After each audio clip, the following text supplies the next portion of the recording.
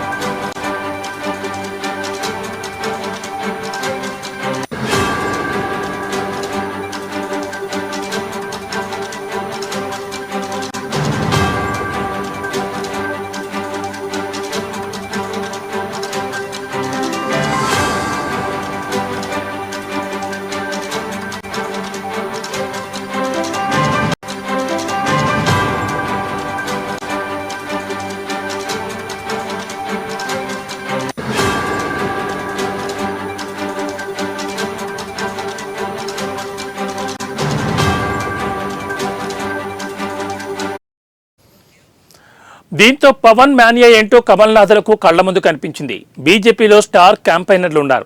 NDA మిత్రులలో మాత్రం పెద్దగా కనిపించడం లేదు. ఇక చూస్తే ఎన్డీఏ కూటమిలో అతి కొద్ది మందికే జనాకర్షణ అమితంగా ఉంది. ఇప్పుడు ఆ లిస్టులో పవన్ చేరిపోయారు.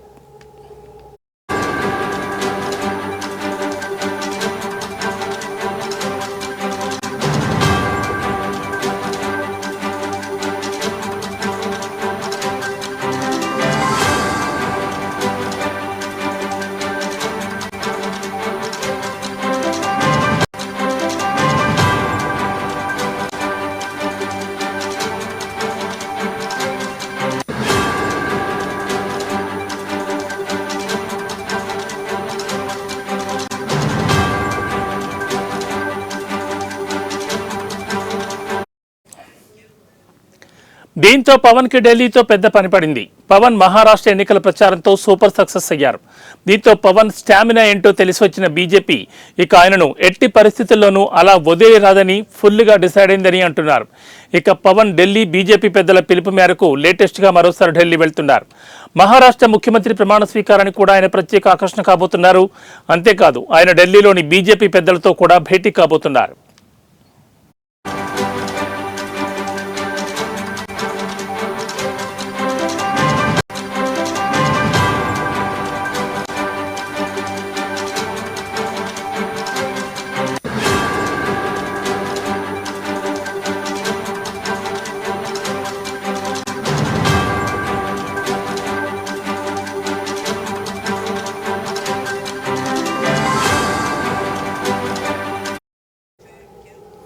ఇక బీజేపీ పవన్ కళ్యాణ్ కి కొత్తగా మరికొన్ని టాస్కులు అప్పగిస్తుందని అంటున్నారు.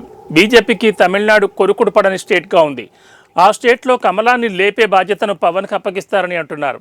ఇటీవల సనాతన ధర్మ విషయంలో తమిళనాడు డిప్యూటీ సీఎం ఉదయనిధి స్టేట్మెంట్నే కౌంటర్ చేస్తూ హాట్ కామెంట్స్ చేశారు.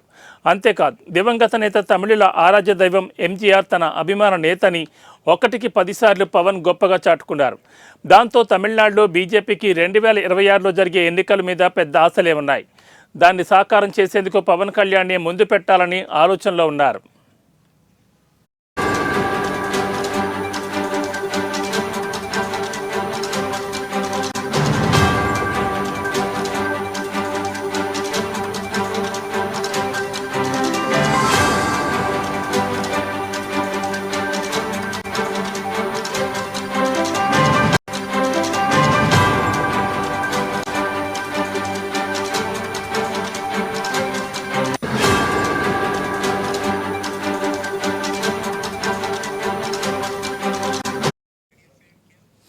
ఇక ఇందులో భాగంగా మరి కాసేపట్లో కేంద్ర మంత్రి గజేంద్ర సింగ్తో పవన్ భేటీ కానున్నారు.